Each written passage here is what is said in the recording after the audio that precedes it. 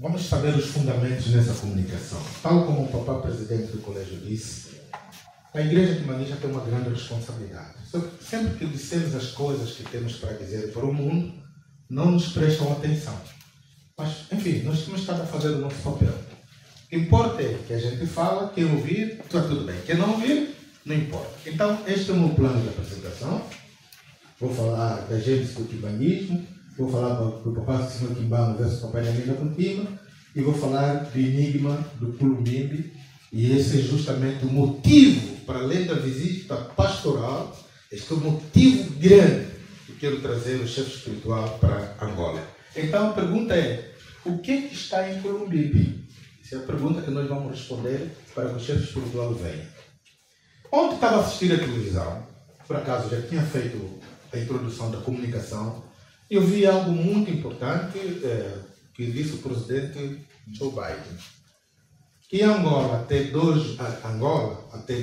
daqui a 20 anos, será um outro país. Um país próspero. Só há prosperidade quando há desenvolvimento. Disse daqui a 20 anos. Mas, os quimbandistas, é verdade, concordam. Mas tem uma grande história para revelar aos angolanos. Por que dessa correria concreta para Angola? Então, fui ao site da Embaixada de Angola para os Estados Unidos, onde fui buscar esses dados importantes. Estudos indicam que no final do século, cerca de 40% da população mundial estará em África. São indicadores muito importantes. Ou seja, a partir de 2035, o número de jovens em idade de trabalho no continente poderá ser maior que a soma do resto do mundo.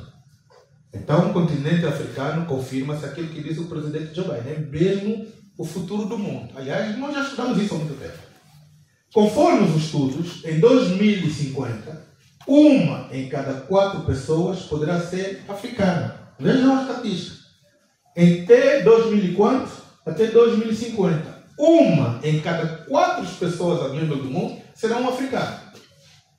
Outro dado animador é que em 2030 cerca de 43 dos africanos poderão ser pelo menos da classe média. Entretanto, para que todas essas variáveis sejam consumadas, e aí está o essencial, o continente precisa de buscar a sua real identidade. Por favor, guardem essa palavra, real identidade. São estudos que eu fui buscar no site da Embaixada de Angola nos Estados Unidos.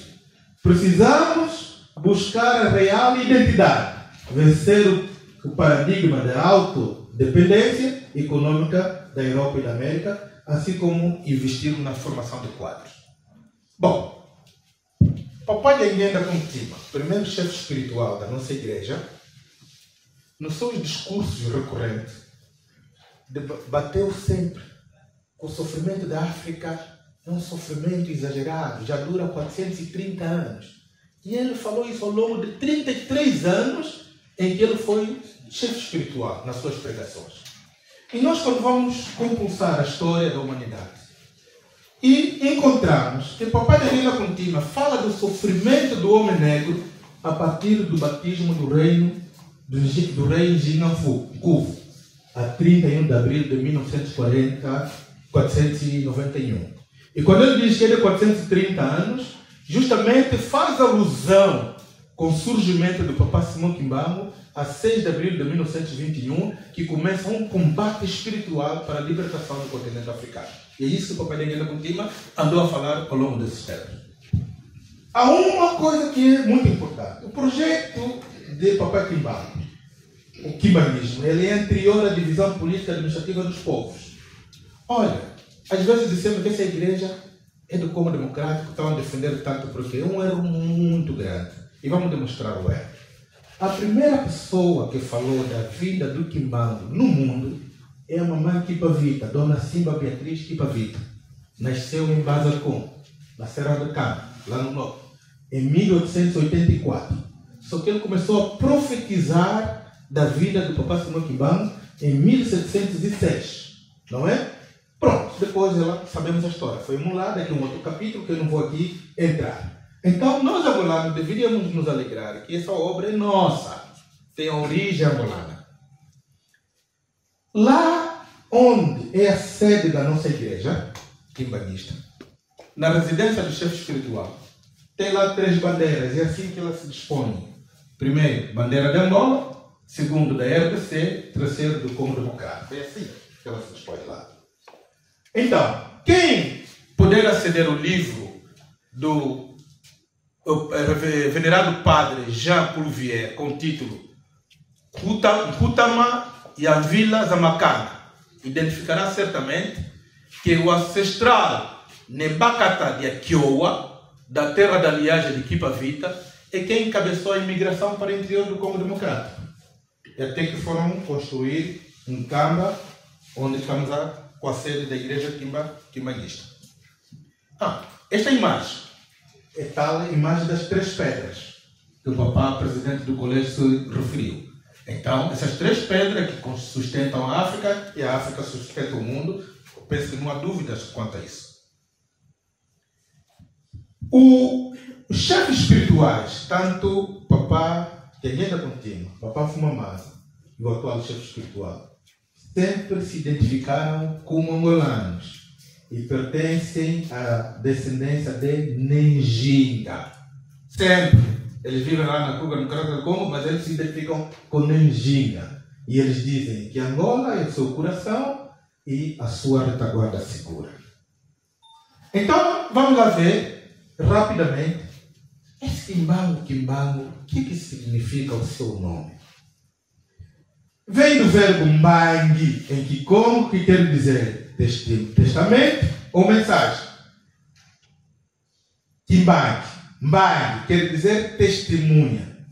Mbangu quer dizer sexto ou quinta. Mbangudi quer dizer que revela ou que dá significados.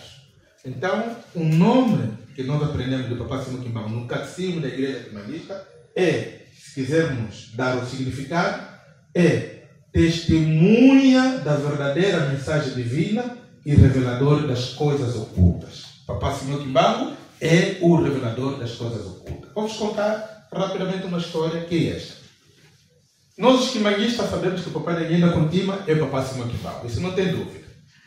Nos perguntou em 1987, em Bazangumo, se nós acreditamos que ele é mesmo o Papá Simão Quimbangu. Aconteceu, em 1921, antes de levarem o Papá Simão Quimbangu em Lubumbashi, passou por uma localidade chamada Lubutu, onde hoje se chama Mbandaka. E lá, como estava a ser levado pelas autoridades coloniais, chegaram naquela circuncisão, chamaram o povo: vindem cá, vindem ver o homem que não queria o vosso bem, o homem que quer vos fazer sofrer. Então, quando o povo se aproximou, podem bater ele do jeito que quiserem. Muitas das populações saíram, foram-se embora, porque sabiam que não era verdade. Mas apareceu uma jovem mulher e pergunta: posso bater do jeito que eu quiser? Porque sim. Então, pega num ramo de palmeira com pico, arremassa no rosto do papá Simão Quimbangu. E aquilo apanhou-lhe no rosto, os picos arrancaram a pele e ele feriu-se, todo o rosto ficou ensanguentado.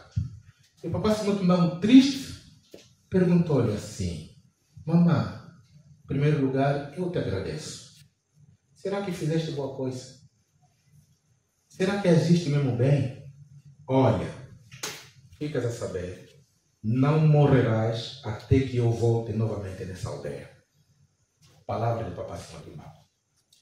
Este homem tem que ser estudado. Não, antes de ir em Lubumbashi, disse que o comboio não vai andar sem eu ver a minha família. Tentaram, o comboio não andou. Palavra, comboio não andou.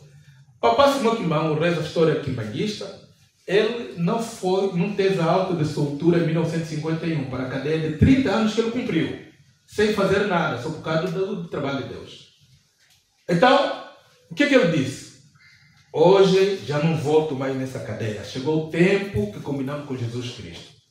E hoje, 30 anos, já não volto mais. E já não voltou lá. As autoridades que tinham a arma, ele, um civil indefeso, não conseguiram me meter novamente na cadeia. Então, quem é este homem com palavra diz assim: não vais morrer até eu regressar? Então, o papai de Guinda Contínua faz uma mensagem no dia 4 de dezembro de 1988, lá naquela aldeia. Passou naquela circuncisão com os anciões. Logo que aquela mamã viu o último filho de papai Simão Kimbanga, que é o papai da Guenda Contima, começou a chorar em sua direção. E disse assim: perdoa-me, eu bati em você. Não é? Bati em você, deste-me um castigo. Eu não morreria até o seu regresso nessa cidade. Depoimento daquela mamã: já adoeci bastante, mas não pereço. Além disso, não há ninguém para me ajudar. Não tive filhos. Por isso, meu pai, perdoa-me, eu cometi. E o papai de Guenda, assustado com a situação, disse: mamãe, não é só eu, você bateu em meu pai. E ela disse assim, ela respondeu: é a mesma pessoa, porque a pessoa que eu bati naquele dia tinha o seu rosto. Perdoa-me, eu era uma mulher de vida que não tive filho. Tornei-me uma pessoa idosa. O trabalho que eu contestei é esse que está a dar a salvação a todos, menos a mim. Eu errei, perdoa-me. Então, esse papai da Guenda Contima, chefe espiritual, fez 3 viagens em Basacom, conforme as datas que estão aqui expostas. Só que em 1988 diz uma coisa marcante que é para Angola. E essa é a responsabilidade da igreja quimbandista, que os quimbandistas sabem, mas que os outros não sabem, e essa é a mensagem que nós queremos dar. Então a pergunta é: o que há em segredo em Basacom? Não é? Essa é a grande pergunta. O que há em segredo? Papai da Guenda Contima, em 1988, veio a Basacom. De lá disse o seguinte: começou a fazer o seu discurso e começa a perguntar à plateia: de onde veio? Este aqui é o terreno onde se construiu atualmente a igreja. De onde veio o homem negro? Veja onde está o problema. Podemos ter boa formação, fazer universidade em várias especialidades, mas fabricar algo não conseguimos. Algo nos falta. Vós cá em Basacom é que estão com esse enigma. Estamos a falar de palavras de 1988. A terra, Basacom, tem várias coisas que vos pertencem. A terra de montanhas é o repouso de Deus. Está escrito na Bíblia Sagrada. Não sou eu que escrevi, nem tampouco a inventei. Papais e mamães em Basacom, de onde veio o homem negro? Costuma-se ouvir que Jesus Cristo é um homem branco. Ele não é um homem branco. Ela dizer. Já havia dito quando cá estive que Jesus Cristo é um homem, não é um homem branco. Porque conheço, papai da Guenda continua a dizer isso, porque eu conheço a casa de José e da mamã Maria, de onde ele foi criado. Aquela família existe até hoje. Estamos a falar 1988. Jesus Cristo não é branco. Dentre os presentes, tem muitos que estão aqui que leram o livro Vitor de Azai, escrito pelos protestantes, em que dizia: o que é a Europa? A resposta é: a Europa é um continente pobre. A humanidade pertence à Europa.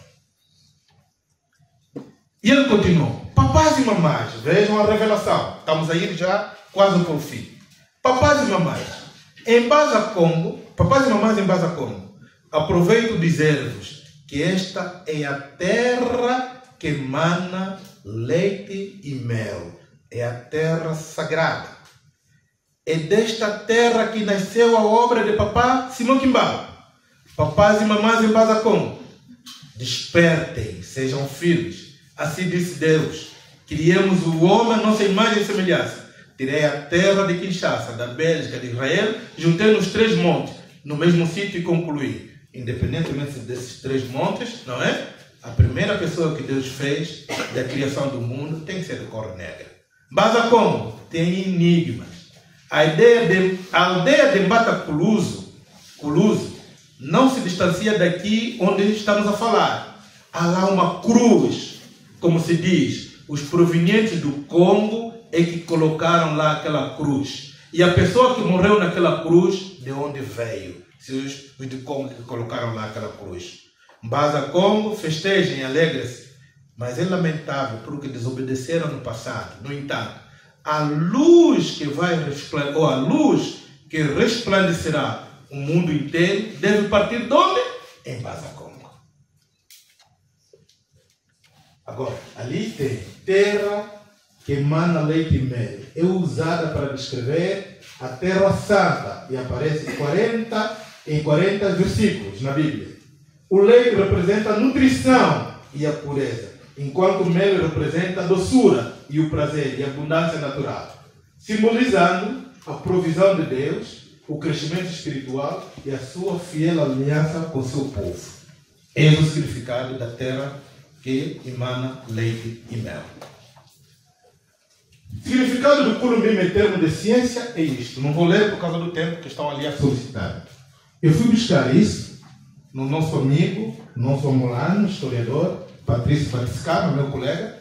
Então, ele definiu, em termos científicos, o que significa Culumbim. Não vou matar a isso. Eu quero revelar o que significa Culumbim nas hostes da igreja quimbanguista. Esses significados têm a ver com a história, com a ciência. O que Culumbim representa? Representa um lugar que conheceu respectivas batalhas, cujas estruturas antigas foram reduzidas em cinza por causa da guerra. Culumbim é o local onde estariam enterrados os ancestrais. Esse Culumbim, da cor da história, é isto. Agora, o que é o Culumbim para os quimbanguistas? Vamos buscar a nossa identidade. Não fomos os quimbanguistas que escreveram. Se nós queremos desenvolver, está no site da Embaixada de Angola na América, temos que buscar a nossa identidade. Então vamos agora revelar a identidade. Para Papá Simão Quimbango, que os quimbanguistas sabem que o Espírito Santo, que é revelador das coisas ocultas, que nos está a dar a verdadeira versão da história, diz assim: Culumbim, onde estão todos os segredos da humanidade. Papá Simão Quimbango. Culumbim é onde estão todos os segredos da humanidade. Nós angolanos somos bem-aventurados, como se diz. Bem-aventurados. É uma reserva do poder celestial sobre a terra. Papá Simão Quimbango que está nos dizer isso. No seu interior há uma espécie de um trono, símbolo do poder real. Não é? Conforme estamos a ver aqui a cadeira a descer, né? Na sua direita tem uma grande pedra, ou tinha, onde estavam escritos os 10 mandamentos da lei de Deus. No Culumbim de Angola, atenção, cadeira do trono e uma grande pedra. A má notícia é que a cadeira e a grande pedra, onde estavam escritos os 10 mandamentos, pedra do ouro, estão atualmente na Europa. Essa é a má notícia. Nós também, os quimbanguistas, estamos em condições de dizer quais são os países onde estão essas pedras, mas fica por segredo. A boa notícia é que todas as coisas... Bom, se quiser também saber, podemos. Onde é que vão todos os presidentes depois que adquirem o poder, depois que são eleitos? Para onde vão? Pronto. A má notícia é que... Mas a pedra não está lá onde vocês estão a dizer, está em outro sítio, mas pronto. A boa notícia é que todas as coisas, de uma maneira ou de outra, voltarão para a África brevemente. Promessa do Papá Simão Quimbango. É um combate espiritual. Ele está a encabeçar esse combate para o regresso dessas coisas valiosas que os africanos perderam. Há uma coisa que nos chama a atenção. É que a escritura negro-africana nasceu da combinação, não é? De um 2 e um 5, ou de um 5 e de 2. Foi inspirada a partir da construção da parede. A parede de bloco é composta, afinal, de 2 símbolos. Um 2 e um 5. Um 2 e um 5. Um 2 e um 5 é ali onde nasce a escritura negro-africana, com essa escritura já feita. Só que eu não sei quem é que vedou o Culumbim. E justamente nós vamos dar com os símbolos que inspiraram a escritura negro-africana. Isso é um ato do governo, não é igreja. Mas isso chama a atenção. Como é que de repente aqui tem esse símbolo que inspiram a escritura negra africana? Estávamos desvendando o que é Columbine.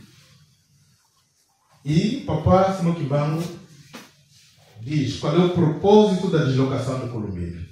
E ele diz assim: quando lá estivermos, está a falar em primeira pessoa, com a sua delegação, quando lá estivermos, iremos cumprir apenas um programa.